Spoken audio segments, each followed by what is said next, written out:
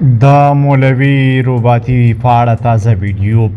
نوموړي په یو غږیز پیغام کې د خپل نیولو په اړه تازه جزئیات ورکړل. سلام درنو لیدونکو، ستړي مه شئ.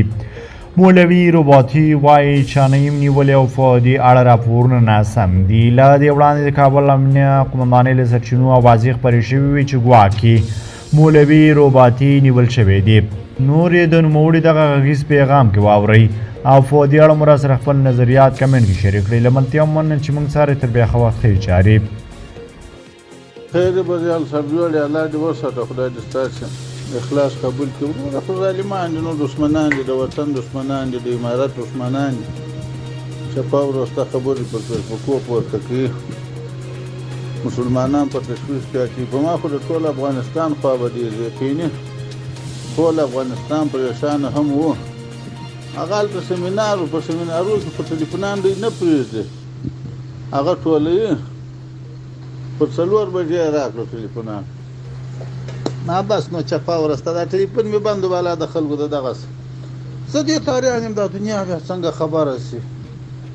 افغانستان، پاکستان، ایران، لندن، امریکا، اروپا د هغه څه میسجان را روان دي. شیخ صاحب څنګه څه مشکل دی، څه پیښه ده؟ وایم شی نشته وروره، زموږ سیمینار و ټلیفون مو بند و،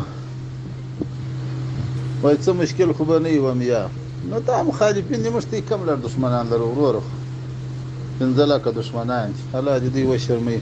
په امارت پسې هم بدې خبرې کوي، په ملک پسې هم کوي، په دنیا پسې کوي. وروره الله مو خوشحاله ولره، یا مشکل نشته. السلام علیکم.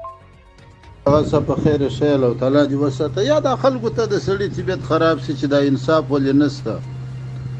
ولې خپل یو استاذ د ملک یو عالم داسې اعتراض ولې باندې کوو؟ نو تاسو ته معلومه ده مولوي اغا صاحب تاسو په شپو کې هلته واست په هغه وخت کې چې د ټول کوټ څخه تر قشلاغه تر چمنه پورې جهادي شهرت هم زما و، علمي شهرت هم زما و، د جلسو و د تقریرو سړی وم.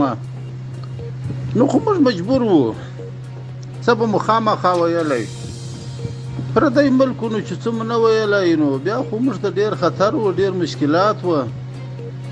نو بیا دا دی د کندهار چې نیول شوی دی، دا اوس چې امارت راغلی دی چې زه د کندهار د نیول سره راوښتی یم. بیا مې ولاکه د باډر اخوا لیدلې ده، دروازه مې لا بیا ولاکه لیدلې ده.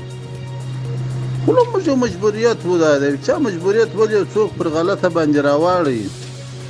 دا خو نو مخالفین به خود دا وایي، د امارت دښمنان د امارت مخالفین به خود دا وایي. دا دوستانو سه د سړي خوا به داسې علما او طالبانو سه چې تاسو ولې د دښمنانو په خوله کوئ، دا د دښمنانو فکر ولې پر ځان تحمیلوئ؟